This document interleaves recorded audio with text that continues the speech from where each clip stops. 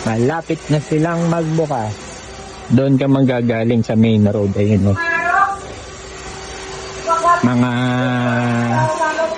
less than 5 minutes pag mag-e-trike ka from D-Mall, and pag maglakad ka mga 15 minutes kaya to.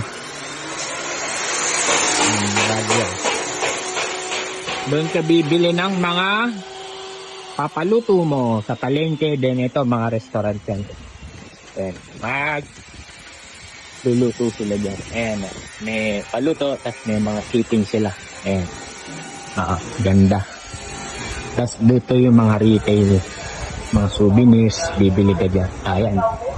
Ganda. Malaki itong Ditali pa. Doon ako nanggaling. Nasunog to nung 2017. Then nagka-Boracay closure, nagka-pandemic, kaya medyo nagka-delay. But now, for sure mag-o-open na to soon. Ayan, oh, dito yung mga souvenirs nila. Ayan. So, ayan. Malaki to hanggang dun. Hindi ko napupuntahan. Ayan, ito yung palengke. And, yeah.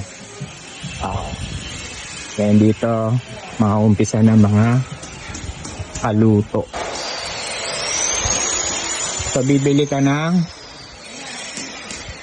gusto mong seafood dito. Yan. Tapos, paluto ka. Pwede dyan. Pwede doon. Paikot. Yan.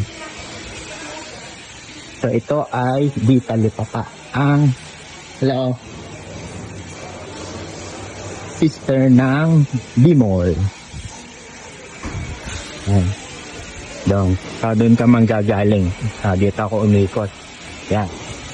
So, antayin nyo na lang ang vlog ko pag magbubukas ulit. See you!